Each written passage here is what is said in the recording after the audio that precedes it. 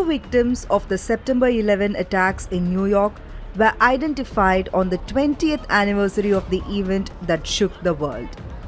Dorothy Morgan of New York and a man whose name was withheld at the request of his family are the first new identifications of the World Trade Center tragedy since October 2019.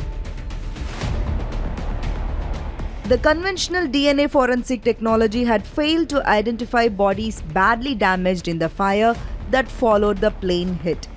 However, the next generation DNA sequencing technology made the two identifications possible with its more sensitive and rapid identification methods. These were remains that we had kept going back to over the years as the technology had advanced, and it needed that most modern technology to finally, because those samples were degraded and very little DNA. So we're very fortunate that the most modern techniques that we're applying now were used on these and finally able to get enough DNA to make an identification. So that's why we keep pushing this science, we keep pushing forensics into the future, and we're able to continue this mission and that commitment to the families that we had 20 years ago. The Medical Examiner's Office began studying next-generation sequencing in 2018, but the pandemic delayed the approval until this year. The current typing technologies allow full DNA profiles to be developed from very small amounts of DNA, including those that are degraded or compromised.